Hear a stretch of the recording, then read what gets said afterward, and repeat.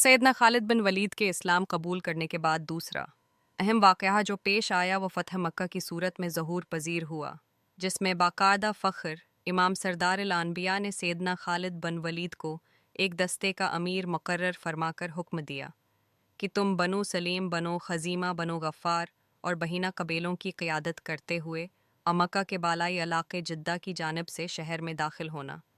अगर कोई मकामी कबीला रास्ता रोकने पर आए तो तुम्हें तलवार के जौहर दिखाने की इजाज़त है। अगर कोई मज़ाहमत न हो तो अपनी जानिब से कभी भी पहल न करना।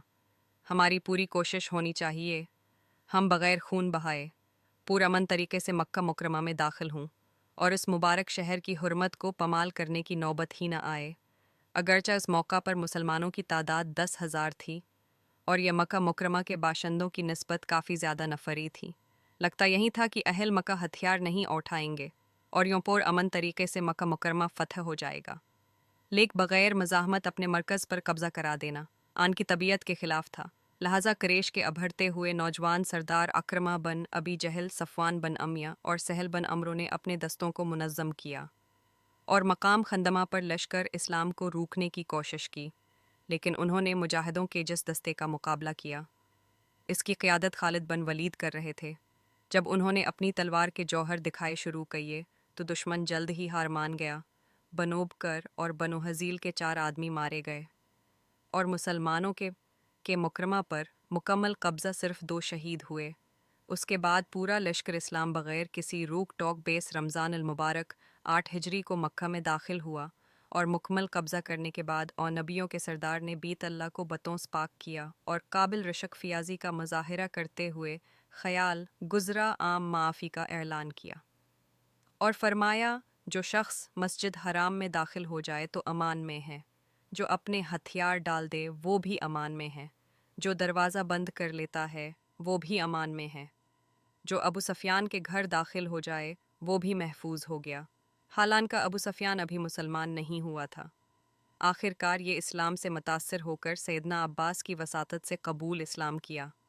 शाह अरब व आजम ने वादी ज़ीतवा में मुसलमानों के लश्कर पर नज़र दौड़ाई तो खुशी से आपकी चश्म मुबारक आबदीदा हो गईं।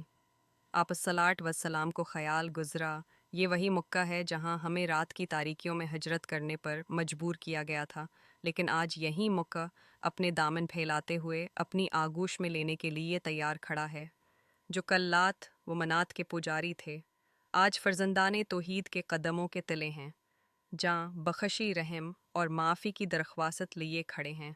इन हालात को देख रसूल इक़दस नमनाक चश्म मुबारक से परवरदिगार आलम के हुजूर सजदा रीज़ हो गए।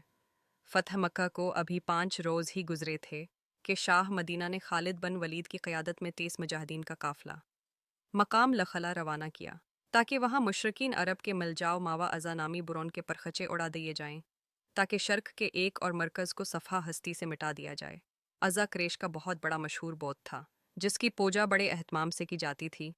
कनाना मोज़र जैसे नडर बहादुर जंगजो कबीले इस बोत की बहुत ताज़ीम करते थे, जिस पौजा खाने में अज़ाबत को रखा गया था।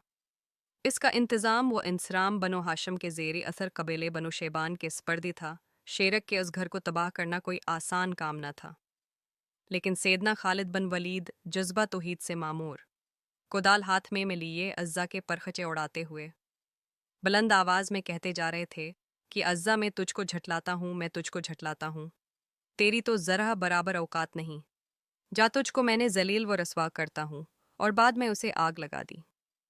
फ़तह मक्का के बाद सैयदुल मरसलीन आपने गर्द व नवाह के लोगों को अल्लाह ताले का पैगाम पहुँचाना, मुख्तलिफ इतराफ़ में तबलीगी वफ़द रवाना किए।